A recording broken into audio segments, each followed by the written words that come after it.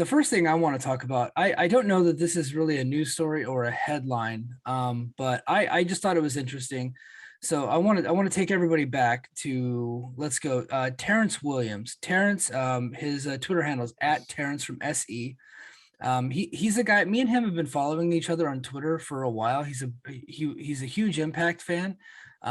He's super passionate and can be downright brutal to Impact and their fans whenever Impact he perceives Impact as not doing what they should be doing, and he's sounds like my kind of guy. yeah, and he's very much a believer in going big, right? He's like, you guys own a network, you got a billionaire company, go big, have the balls that Tony Khan has. Like he's a very much a believer in that. Well, back in April, this is April 16th, he sent out this tweet. He said, I just received some interesting news. CBS and Viacom is interested in adding wrestling to Paramount Plus. Now, the Peacock has WWE content. Bleacher Report has AEW. Paramount Plus is looking to add Impact Wrestling to its wrestling content. Source says that's one reason why Moro is on the call. Moro Ronaldo called the main event of Rebellion. Right. So he started that. He did have some other tweets saying Paramount's me and him had a back and forth back then. And he was like, Paramount wants to add, combat sports, wrestling and mixed martial arts. And they're looking at Impact. Fast forward a couple months from there, Paramount Plus announces they signed a deal with Combate Americas. And that was really quick after he sent that tweet. And I was just like, when he sent the original tweet, I was just like, okay, Terrence isn't really a reporter. He's just he's like me, just kind of a guy. He does commentary and follows business trends and things like that. So I didn't really want to dismiss him or discount him, but he's not exactly a credible journalist. He doesn't even call himself a journalist. He's just a guy like me. Right. So didn't we talk about this on the show? We did. We brought it up. So. Yeah, we brought it up. And then, so fast forward, about a month ago, Len Asper tweets out that a big new distribution deal is coming for Impact Wrestling. And I was just like, man, I started to kind of put the pieces together. It's like, man, maybe Terrence was really onto something. Maybe this is the deal. Maybe this is the gig. And last night, CBS and Viacom announced that they have reached a deal with WoW Superheroes. And Jeannie Buss, she owns the Los Angeles Lakers, the biggest franchise in basketball. And David McLean, that's his name, David McLean, right? McLean. He was the creator of Glow from the 80s, and there has been a spin-off show the last few years on Netflix, and he had WoW Superheroes a couple years ago. It was on Access. Go figure. So this is where all this connects. And I think this is just kind of a funny story. A few years ago in 2019, when Impact was getting ready to leave Pop TV, the network they were trying to get onto was Access TV. Access TV turned them down. They ended up bringing in WoW, right? And I guess that's what started the ball rolling for Anthem to go ahead and purchase Access TV. And then when they did finalize their purchase of Access TV, one of the first things they did was cancel New Japan and cancel WoW. And so WoW's been off TV ever since. And then now we're coming all full circle. The reason why I bring that up is because I was just like, man, you know what? I think Terrence was really onto something, and he deserves some credit. And I don't know that he has all the facts and he has all the details behind it. I don't think he has any inside information from Impact, but he does seemingly have some type of inside information with CBS Viacom. Could he be completely bullshitting? I think that is possible, but I will tell you this. Me and him have followed each other for a couple of years. He has never been a newsbreaker type of guy. He doesn't really create fake news to generate clicks. I can see through that really, really quickly. I know the type of guys that are doing that, because once they do it, they continue doing it over and over and over again. He is not that guy. He had particular. Yeah, Steve Carrier from Ringside News, those type of guys, right? Mm-hmm. So he did this one news story. It picked up a little bit of steam. He never did it again, and then he didn't even talk about it again until I tweeted at him this morning, saying that, hey, Viacom definitely wanted wrestling, but it just didn't look like it worked out for Impact Wrestling. And he responded that the deal that the WoW got was the deal that Access owner was tweeting about Impact getting. WoW swooped in and played ball and got a better presentation from Jeannie Buss with clear defined who's in charge roles, and was willing to the trial run deal. So and then he says also that that one of the issues with CBS Viacom is that they don't really know who's in charge of Impact.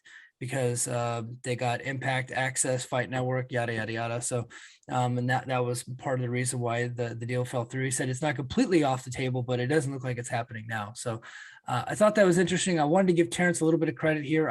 He's taking hits from the super hardcores, the type of people that if it's negative news, it just can't possibly be true. But when he first tweeted that out, that Paramount was interested, boy, were they believing it. And they were tweeting at him and praising him. And then now when he's saying this, he is no longer their favorite guy. They're all mad at him for saying that. But I want to give him some credit. This is a very interesting story. And I'm a believer where there's smoke, there's fire. It's just too much of a coincidence for months to say CBS Viacom is interested in wrestling, and all of a sudden they restart a dead promotion. It's dead promotion. That's what it was. So dead that they resurrected a career from the grave. Yes. In announcing all this, our former champion, Tessa Blanchard, she of the white robe and the burning cross, is now returned. There I go, get in trouble again. She has now returned to professional wrestling with a new T-shirt from Pro Wrestling Tees saying "Nuclear." Yeah. So, that's how you resuscitate. I can't say the word. Resuscitate a dying career by pissing more people off.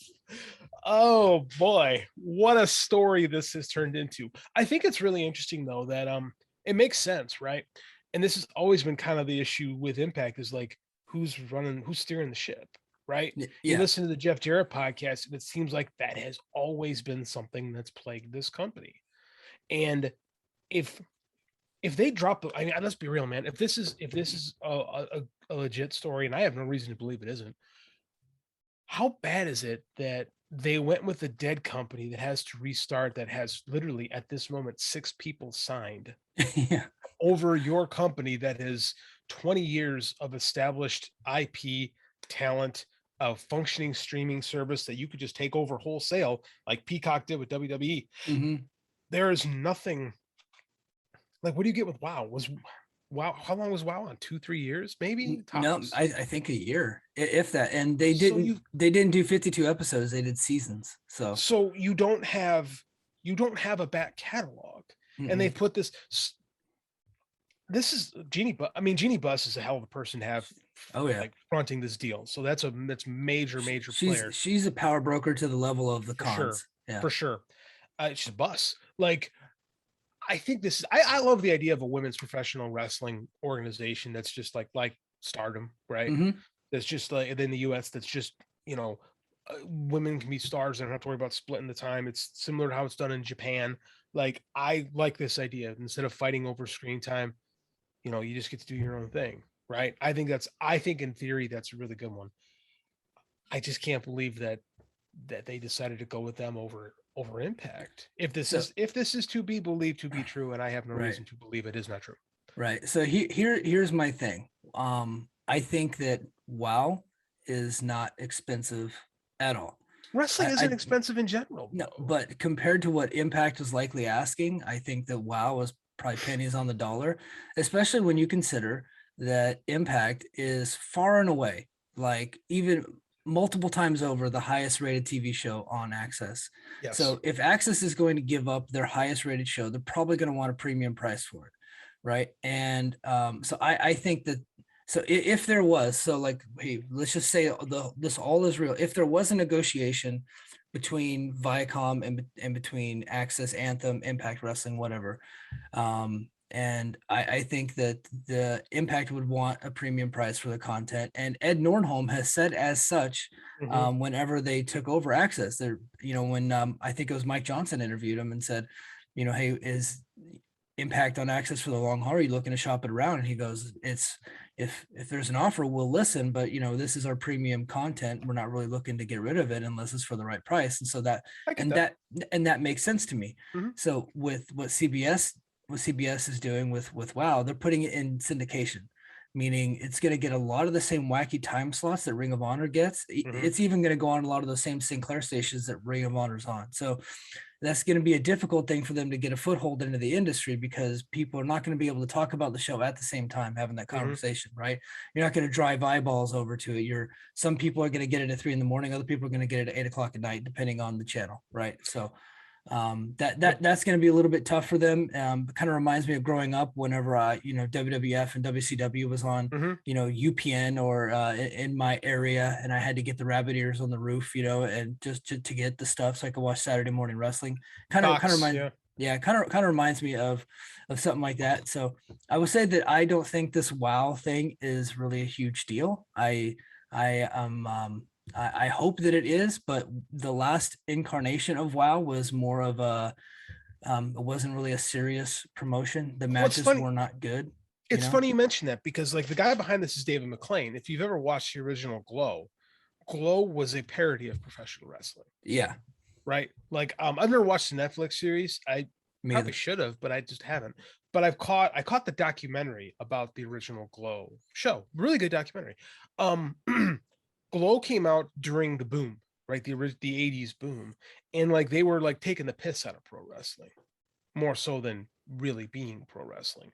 So that's kind of David McLean's sensibilities. With like AJ Mendez involved, and with Tessa, I hate to say it, one would think they would have to be a little bit more serious, but maybe not. Maybe I don't know what I'm talking about. No. You're right. Syndication in the year 2020. Listen with that.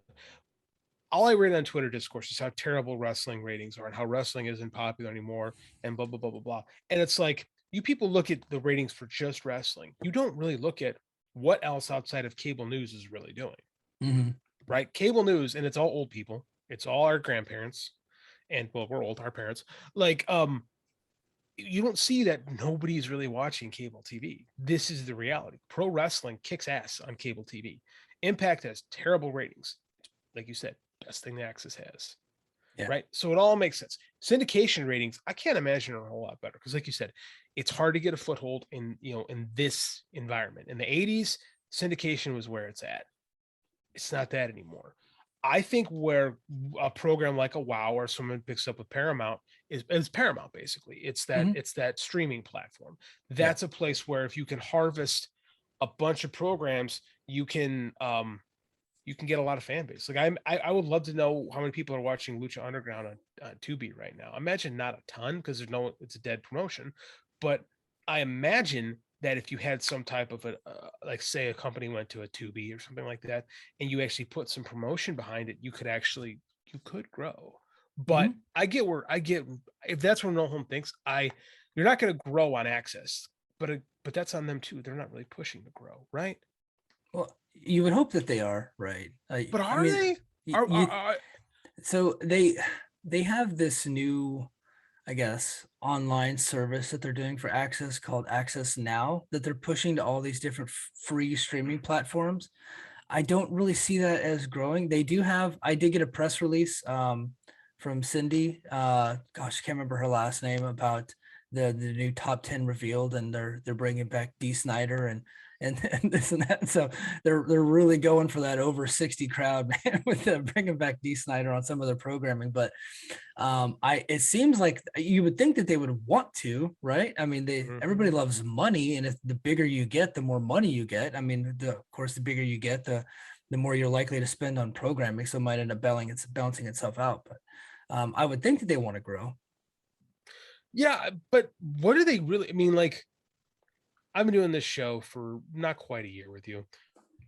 What have they really done to grow? Like, I don't really see us really pushing the, like you said, like Tony Khan, say what you want about him, man's got big balls, believes in his product, is willing to do deficit spending to push.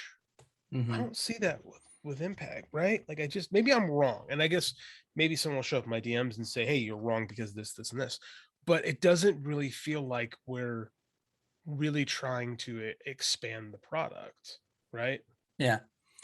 Well, I think that they had a chance whenever they were looking for a new venue in Vegas, and they settled on Sam's Town. and as opposed to going, I don't think bigger is exactly the best idea, because I just don't think that they'd be able to fill an arena, but No, I something agree with that. nicer, something nicer and a better location. Mhm. Instead of like, nothing against Sam's Town, but it's way, way, way away from the strip. Tourists do not go there. It's more of an elderly population. I never heard of it. So like when you sit out there, we're in Samson, I'm like, oh, what's that?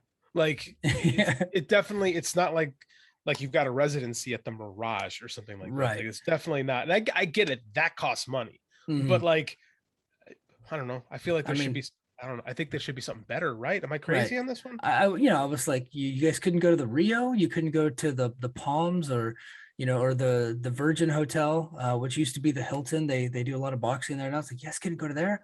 Instead, they stuck to the cheap guns. So they weren't willing to spend on their production, right? And that's kind of been the thing. But it seems like they're willing to spend on talent. Right. And that's what I don't understand. Yeah. How do you spend money on talent and not look for ways to recuperate your investment?